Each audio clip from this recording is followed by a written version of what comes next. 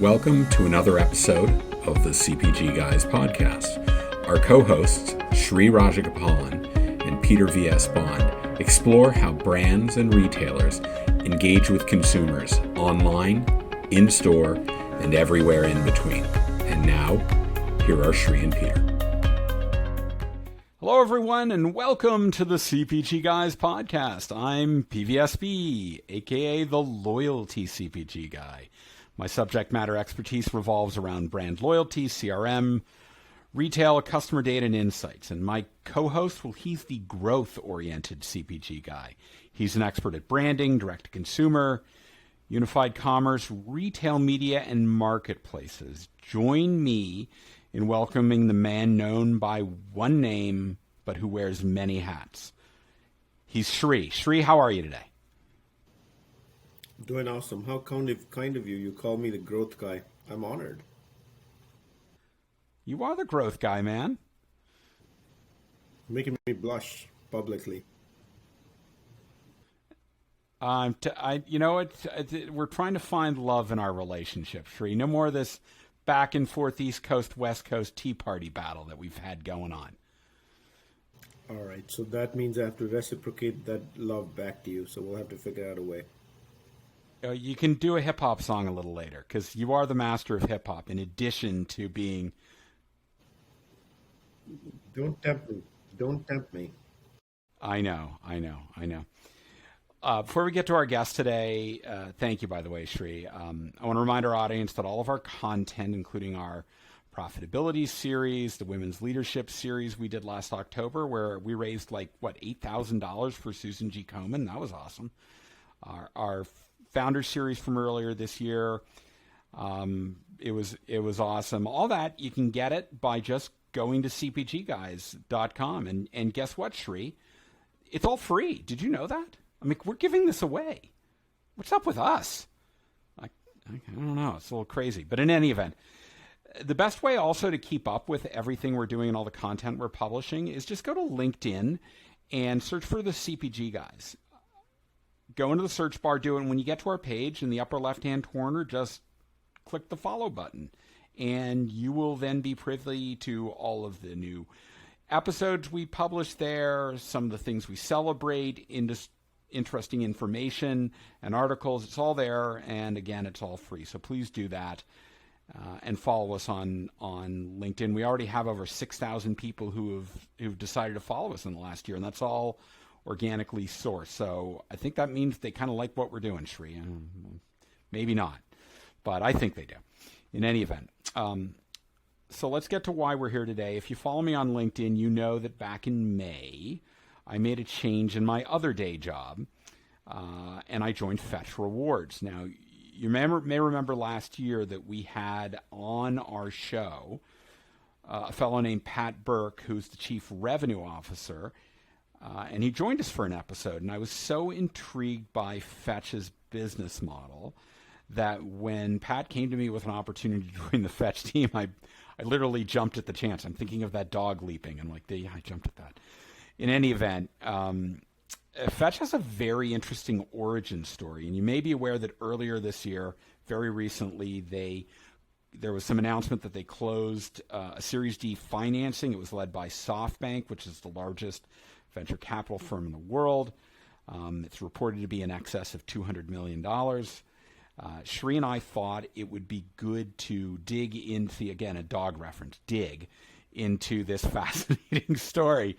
I know it's an inside joke, but we love it. In any event, so who better to tell the origin story than the co-founder and CEO of Fetch Rewards himself? And he's coming to us from Boston, where he and his fiance just relocated from Wisconsin. So please join Sri and me in welcoming to the podcast Wes Schroll. Wes, how are you doing? Oh, doing great. Right before a long weekend that we're filming this, and thrilled to be here. So thanks for having me, guys. Oh, that's awesome. Thanks. And Hold on, Peter. This episode will be incomplete without me asking Wes, where's the housewarming party and when? Our guests would love to come by.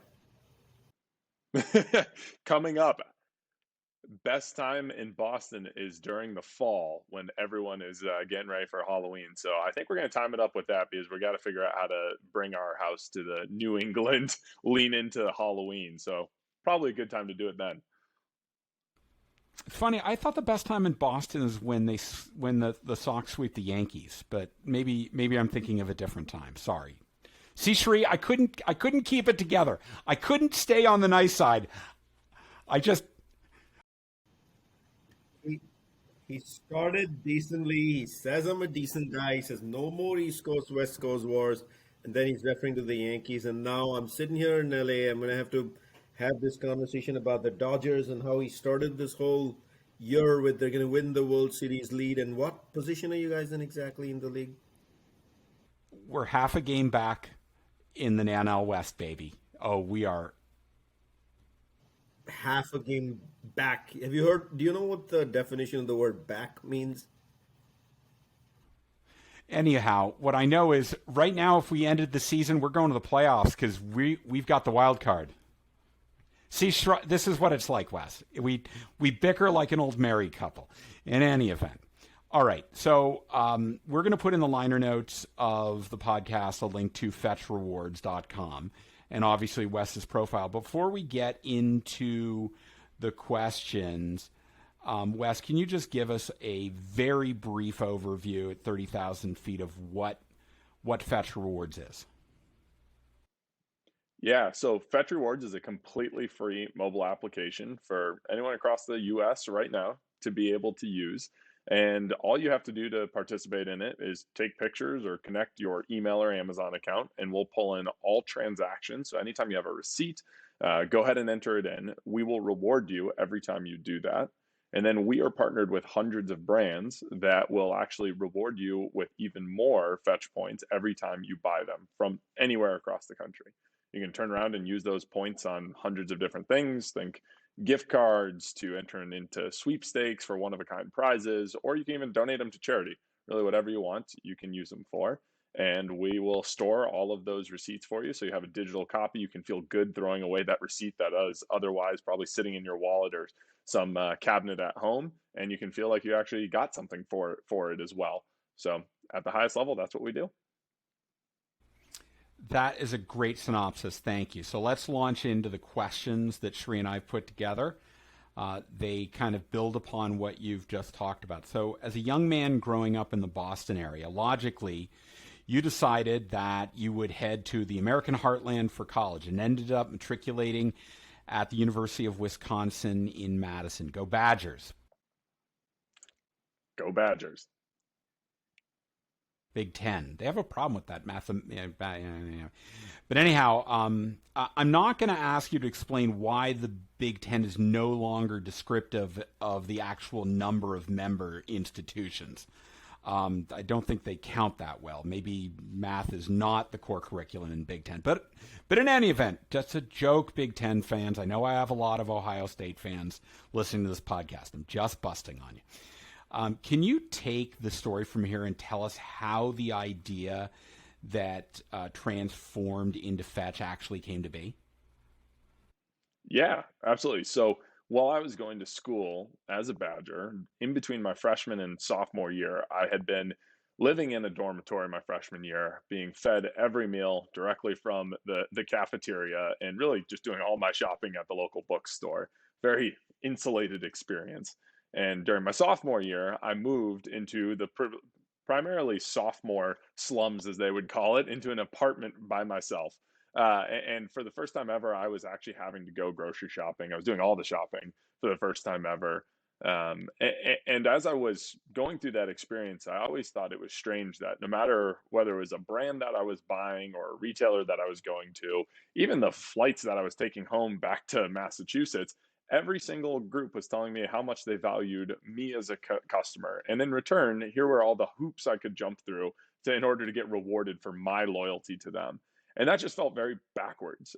Call me selfish. I figured, why isn't there a solution that is fun and easy for me to use, and that brands and retailers will come and reward me on, and have a centralized place to be able to do that? So, being a probably overly ambitious 19-year-old, I decided to drop out of college after my sophomore year and try to go tackle a $2 trillion a year industry, not knowing what could possibly go wrong.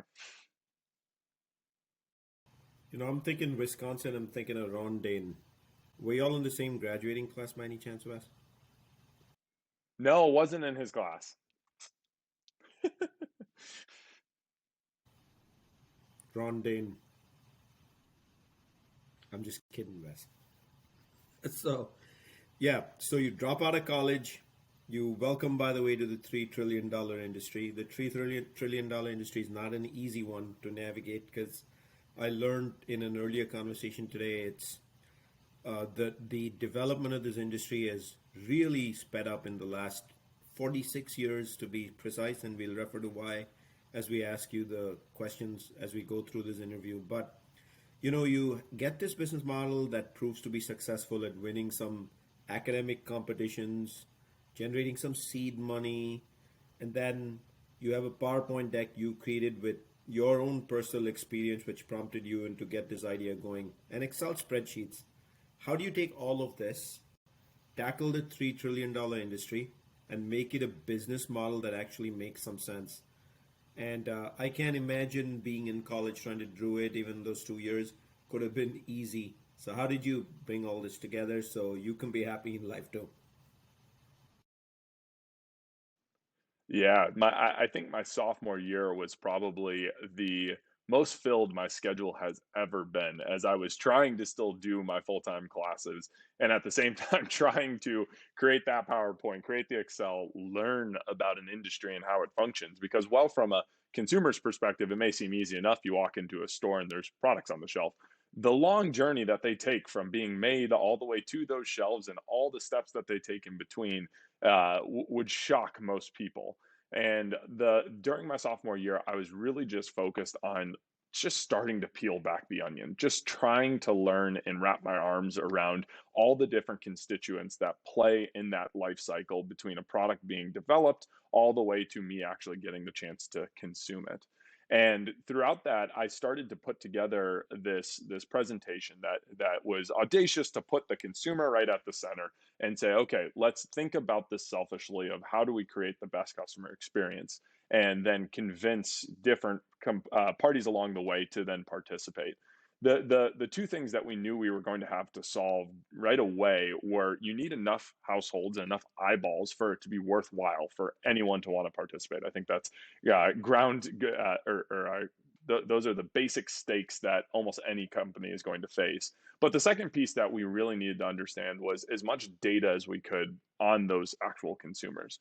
Because it's one thing to have all the eyeballs, but it's another thing to actually be able to understand who they are, what they like to purchase everywhere across the way. That confirmation of purchase is what will also give you the ability to then reward them with monetary value for taking certain behaviors and confirming they took those behaviors. So I distilled it all down to a simple PowerPoint that kind of had that consumer at the center, had their phone, and then a poof magic bubble that then connected them over for their purchases. That poof magic was confirming the purchase. That was very difficult to do. But even with just that being the case, I started entering into these different business plan competitions across the country, as you mentioned, Shri. And we started to go up against companies that were being run by graduate students that had revenue, had consumers, and all we had was a PowerPoint. And yet we still came out winning the vast majority of these programs. And as a 19-year-old, we won $180,000 in cash. We got office space. We had free lawyers, all because the idea was so simple and so powerful that the judges could just sit there and say, I get that. Yes, I don't like having to pull out their keychain, all of the different loyalty cards on them. It was just such a simple concept that almost anyone could get it. And the idea that you could utilize the power of this supercomputer that everyone had in their pocket to get that data was something that was the big unlock for us. So we got enough to be able to convince the business case, hire our first team the summer after my sophomore year, and then we just started to get out there and tackle the problem. That poof magic, we just started to work on technology and say, okay, what are the different ways you could solve this? What if we partnered with the retailers and actually integrated into the point of sale system? We actually did that. We did that for a couple of years. The problem was there's so many different point of sale systems out there. They're immensely complex. They're ever changing, and sometimes retailers can move slow when you talk about the core technology that all the dollars of their business flow through. So rightfully so, they move slow.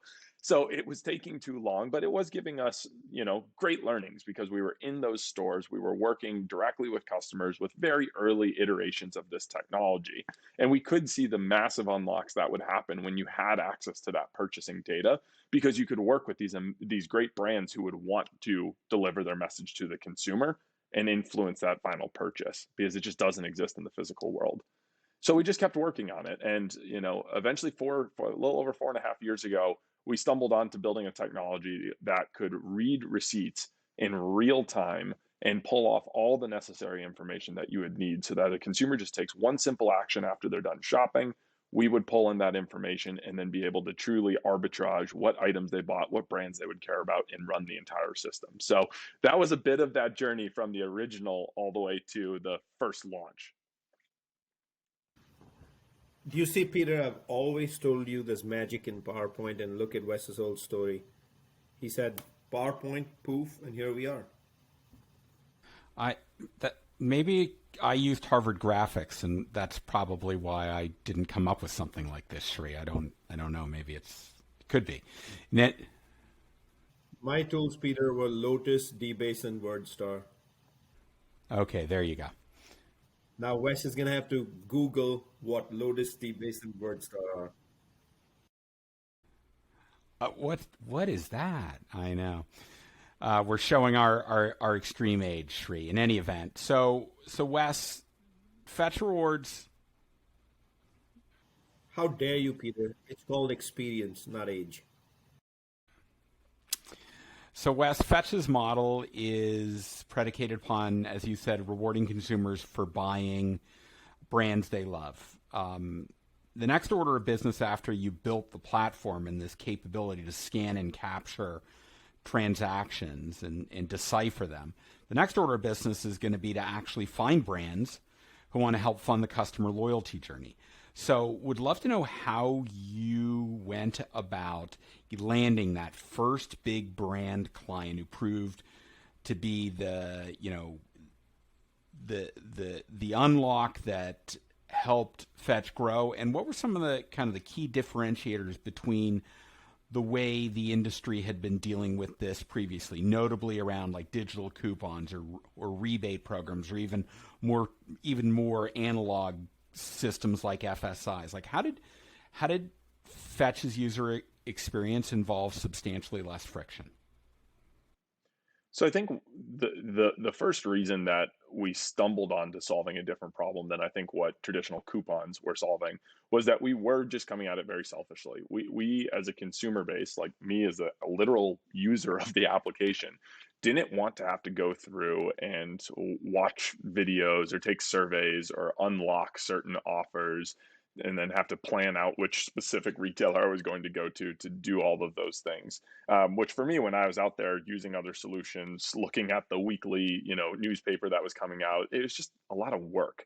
And the thought process that we had was, well, what if we thought about ROI in a different way? And what if we talked about with our brands ROI in a different way, where we extended the horizon that we were thinking about the impact we were going to create through this technology? And instead of just looking at, well, what impact could you drive for me this week? And were we able to create a bump in the sales this week, not caring about what happens afterwards? We got these initial brands to think about a longer time horizon of, well, if we could start to build this relationship with a consumer, maybe they don't shift their purchasing right away, but over the course of weeks or months or even, years, we would be able to shift and quantify the lifetime value of a consumer and then invest accordingly in a way that we were really confident was driving a sustainable ROI.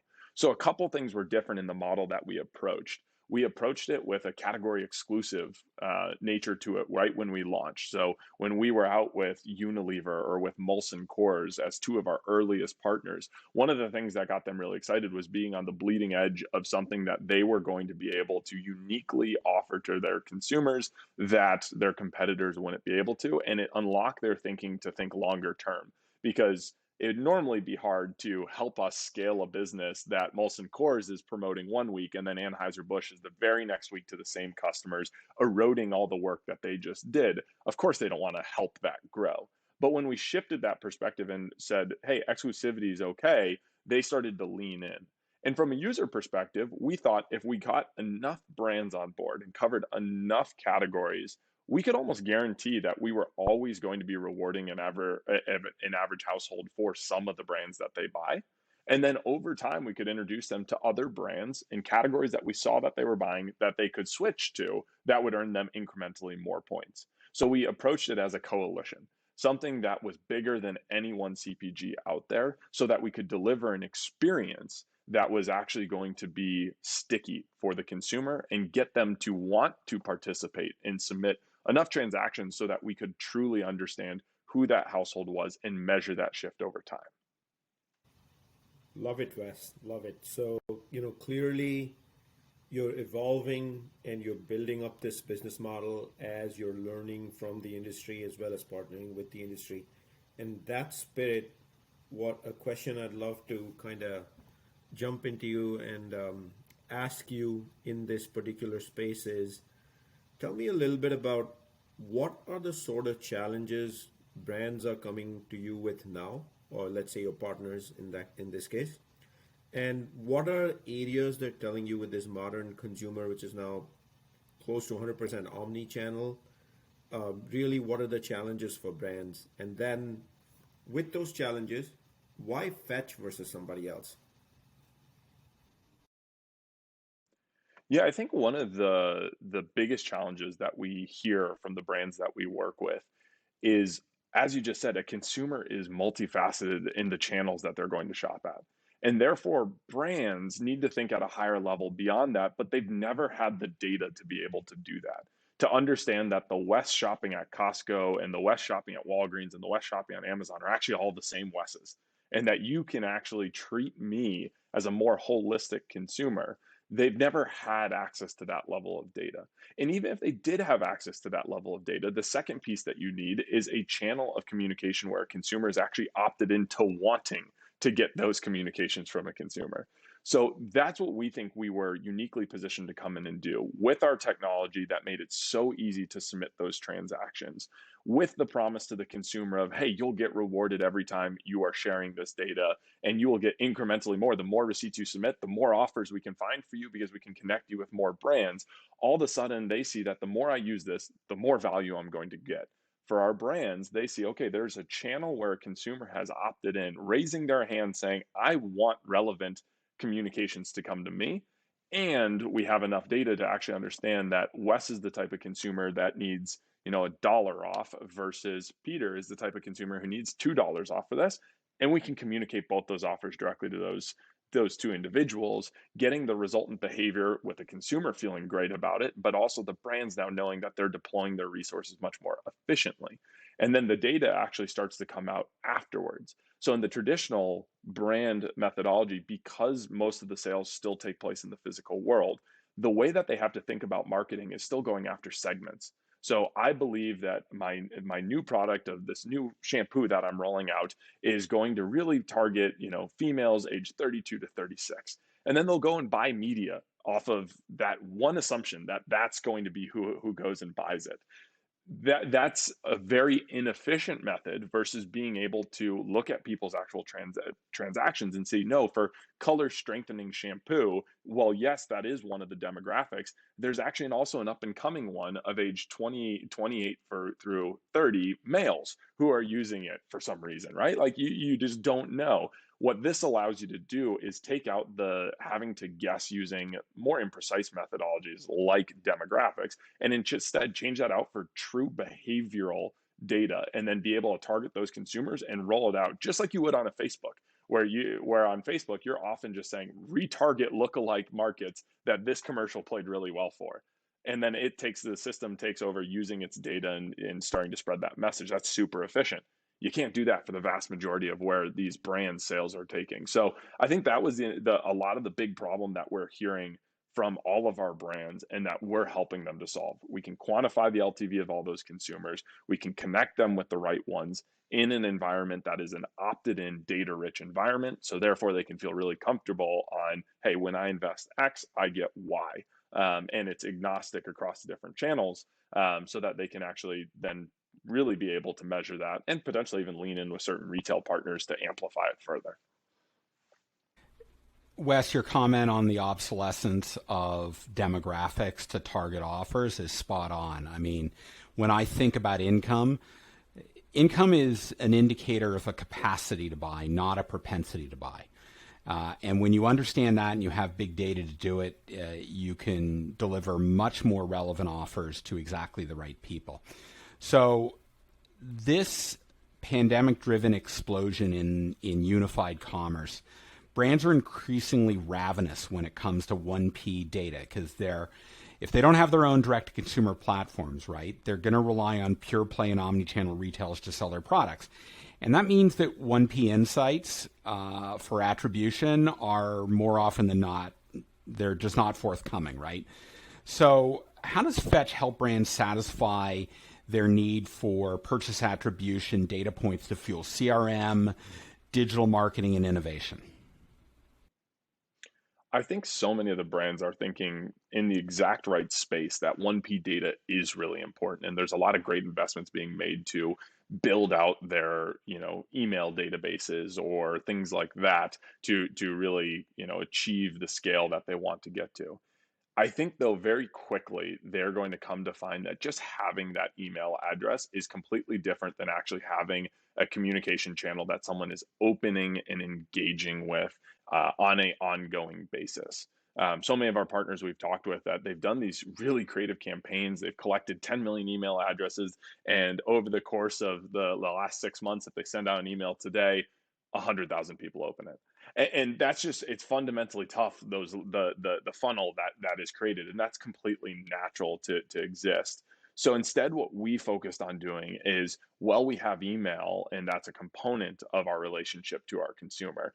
We've created a user behavior that creates almost daily engagement through a mobile app that they are again opting in and choosing to go into every day. Our average user is submitting over 25 receipts per month, which is almost one a day. And that gives us so many different touch points to actually communicate on behalf of all our different brand partners, the messaging that they want to get and amplify a campaign that they may do nationally or through their own direct email campaigns, amplify it to a much larger audience. Beyond that, when our brands are partnered with us, the consumer is opting into an amazingly transparent relationship of every brand that comes on board and is giving them points in return. They're going to get the right to have access to that first party data and message to you, versus the likes of Facebook or some of those other ones where the whole value to a consumer is something that's really hard to quantify, which is the value of a social network. And they're saying, well, because of course we give you the value of a social network, then yes, of course we're going to monetize your data and give brands access to it. For us, it's even more transparent than that. If a consumer was to ever say, hey, what do I get in return for Unilever now getting access to communicate to me? We can look at the exact dollars and cents that they've earned through this ongoing point earning relationship. And we almost never get that question because of that transparent approach. It's a true opt-in throughout all the different channels. And therefore, they actually welcome the engagement with all of our brand partners. And we can make sure too, like Huggies, who's an amazing partner of ours, and while I love them, might not make sense to go to one of our brand new customers who clearly doesn't have a baby. Doesn't make sense to have that. Instead, we can direct Huggies over to the people we know have babies and are therefore this message is very relevant. And those consumers welcome it because they know they're going to get rewarded for that relationship. So, Wes, I want to continue to talk about your evolution of your business model.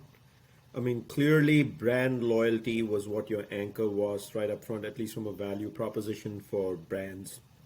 But I've heard recently that there may be a partnership with the Albertsons companies, and that partnership is supposed to be different from just basic brand loyalty and the growth of brand loyalty. So could you actually decompose what that partnership with Albertsons is from a retail perspective, and whether this actually, not whether, How is this changing the value proposition for brands? Like, what's new in the mix now, at least for Albertsons? So I think there's two, we actually need to take two steps back in order to adequately answer that question. The first one is just to talk about what is Fetch's vision. At the end of the day, our vision is that we believe consumers should get rewarded with real value anytime a brand or and brand can mean retailer in this case of what I'm saying. Anytime someone is creating value off that consumer should be rewarded for that transaction. And that could be a transaction of money, a transaction of time, whatever the case is.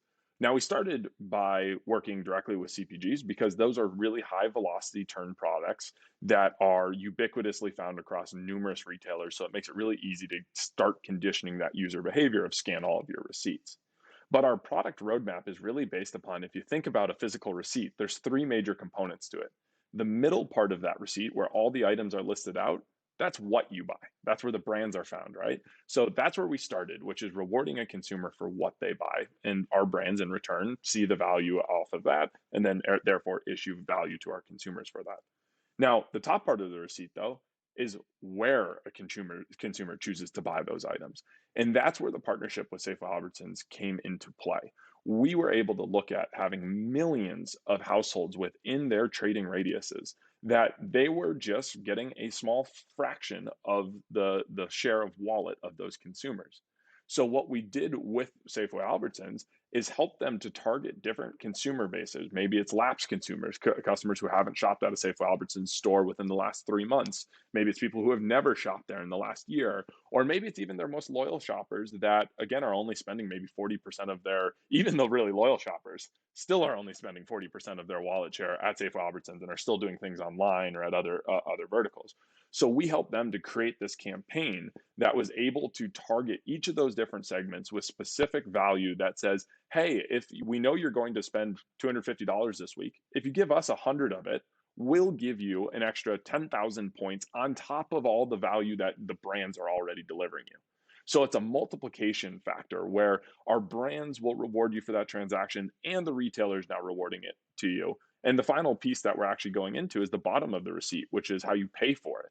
We're actually launching our own cards that will allow you on that, again, that single transaction, get rewarded from our brands for what you bought, get rewarded from the retailer on where you bought from, and got rewarded for how you paid for it.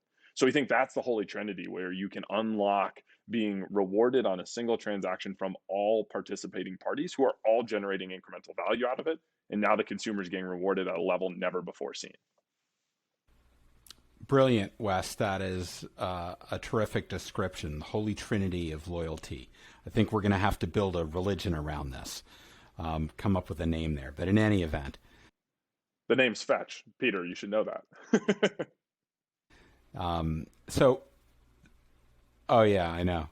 Oh wow, what a great name! Exactly, the Fetch religion. I like it. So let's take it one step beyond that.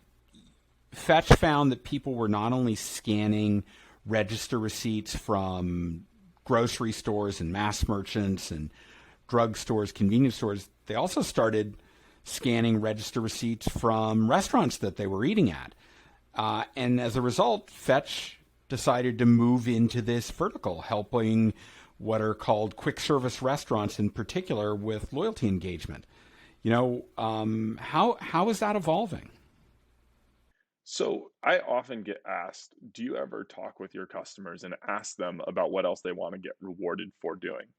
And my response to that is always, they're actually already telling me because they are leading us forward by, for example, deciding on their own that, hey, I want to just start submitting all of my restaurant receipts. If you started asking a consumer, well, why are you doing that? We're not partnered with them. Why are you doing that? Well, because we hope you one day will be, is the clear response that we get. So we decide loud and clear message. And what we started to do is actually listen to that and then amplify it, start to encourage people to do that. And all of a sudden, we went from receiving, millions of receipts that were kind of here and there to receiving hundreds of millions of receipts that are coming in from these QSRs, even apparel, electronics. They basically are raising their hand saying, hey, anytime I make a transaction, I would love in the future that you figure out a way of partnering with companies and reward me for it. So all of a sudden, we have these millions of households across the US that we're starting to, just like we did on the CPG and retail side, understand their purchase behavior, understand their taste profile, whether they like burgers, whether they're buying breakfast, whether they're buying, Mexican on certain days of the week too.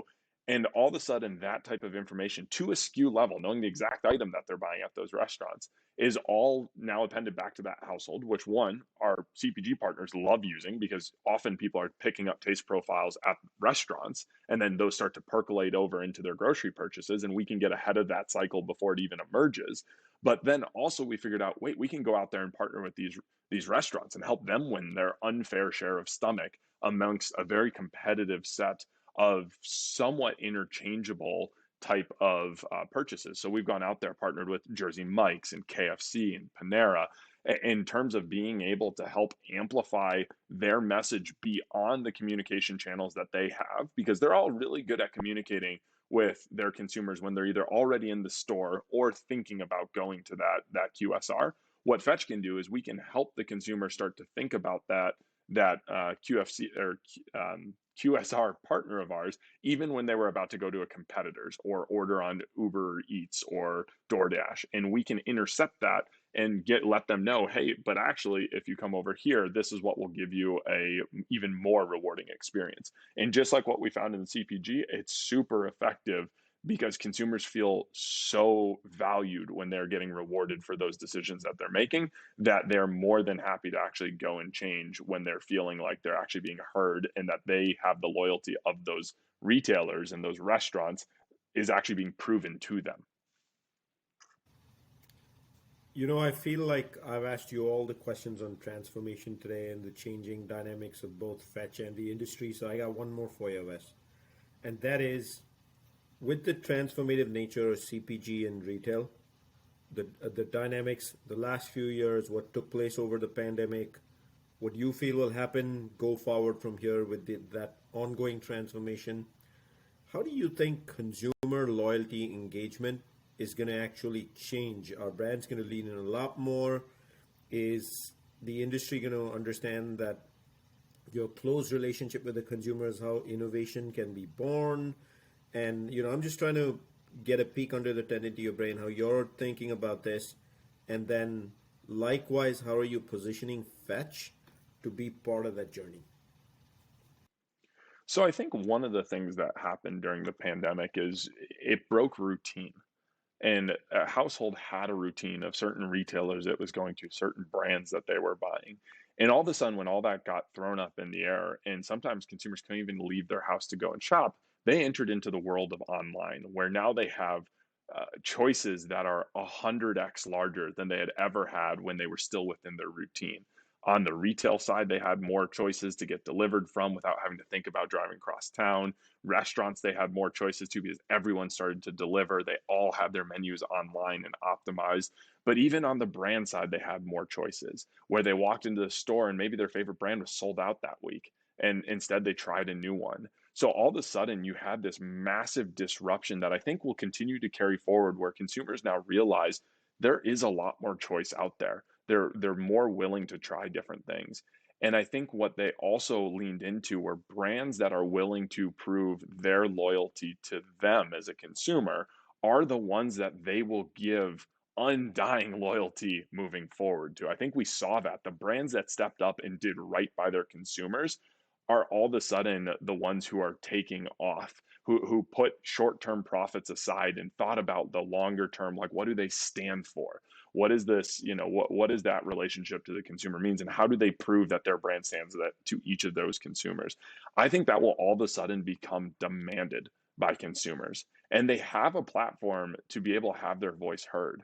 I mean, we did a test where we actually looked at consumers. There was a certain brand we wanted to get onto our platform. So we went into our database and we saw, okay, here's 1 million people who bought from that category and from that brand within the last week. And we said, hey, go tweet at them and tell them that you want to earn Fetch points every time they buy one of your product. And that brand, we completely swamped their page over the weekend. We got them more mentions. We had them trending on Twitter than they had gotten in an entire year. And what that is that's power of the people. That is their ability to voice what they want. And through a channel like Fetch, you can just amplify it and direct it. So to your question of will innovation continue to be, driven from this new relationship? Absolutely. I think if we have brands and retailers that are willing to listen and engage with consumers on the level that they want to be, in return, those consumers will be the loudest megaphones you've ever seen before that will amplify those winners to a level that they've just never been at before. So I think you'll see massive shifts in terms of penetration and long-term relationship with these consumers as these type of these dynamics intercept and amplify each other like waves that are all of a sudden lining up, and the peaks are much higher. That's what's happening right now, that you're finally starting to see the digital power that before an industry only like 2-3% of their sales were happening online, and even now, even post pandemic, is still under 10% for the majority of food brands.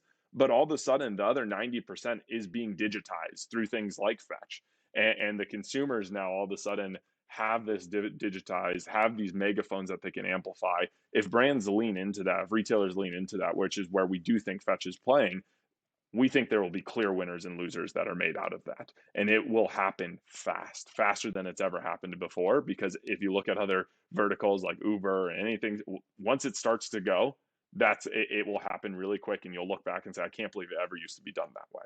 And I think, again, that's the power change of having concepts of LTV, having the data to actually quantify it, and having channels where consumers have opted in, asking for those communications and that value exchange. Those will be the highways that will speed up change within this industry. And I think it's going to be a super exciting time. We're thrilled at the time that we're in the space. And, I think a lot of our partners are opening their eyes and excited to lean into it as well. To our audience, I want to remind you that if you go to cpgguys.com, you're going to find a lot of great links there. You can find our LinkedIn page. You can find us on Twitter and on Instagram. You can find Shri and me on LinkedIn. And you can even find a list of the podcasts that Shri and I listen to when we're not listening to ourselves talk all the time. But in any event, just go to cpgguys.com and make sure to follow us at least on LinkedIn.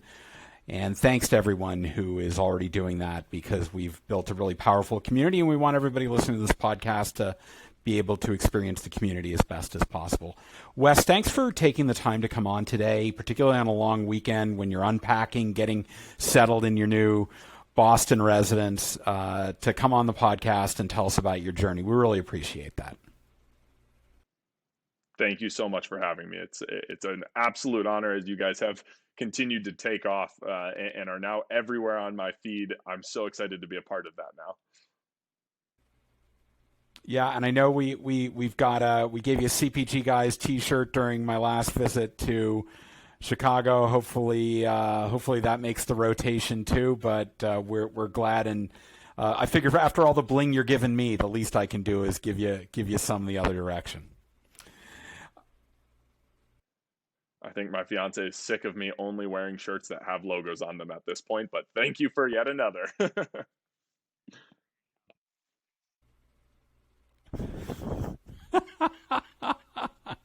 There you go. Hey, Shri, this is a great episode. What were some of your big takeaways? Wes, first of all, I want to thank you for having joined us. And we've now coined the term fetch religion. How about that, Peter? I'm good with that. I love that. So, you're going to hear that a lot in the industry. If you guys heard Peter earlier in the show, he's part of the Fetch team as well. He's recently joined them. Has it been about 6 weeks, Peter? Yeah, about that. So I want to congratulate you as well, Peter, for joining the Fetch team. Wes, you're lucky to have my podcast partner as part of the team. So make the most of it, both of you. Wes, for me, the biggest things that really resonated was consumer loyalty and how close it's getting to brands in terms of just everything from innovation to retail and the future of consumer loyalty. Hearing your partnership with retail directly with Albertsons, I think, is a watch out for the industry in terms of where a wedge is going, and the fascinating story of how a kid, while entering college, while going through a routine everyday life moment, gave birth to a company that just raised, did you say upfront, Peter, 200 million in investments via a series round? I think that should be an inspiration for listeners listening to the show. Those of you, no matter what your age and what generation you come from, Wes's story tells us if you want to do it and you chase it, you can definitely do it. So thank you for providing that inspiration for our audience as well. Peter, as always, a pleasure, man. Yeah, love doing this with you, Sri. Not an episode goes by where I don't learn something. I know. Knowledge is good. Where is that from? I think that was from Animal House. Another very dated reference showing how old we are, Sri. In any event, to our audience, thanks for joining us. Peter, stop, man. It's called experience and wisdom, not old. And don't worry, Shree, that one I don't have to go Google. I do know what Animal House is. Yes. In any event, thanks, Wes. Thanks, Sri, and to our audience. We appreciate you joining us on this special episode, and we look forward to having you listen in on the next episode of the CPG Guys podcast. Goodbye.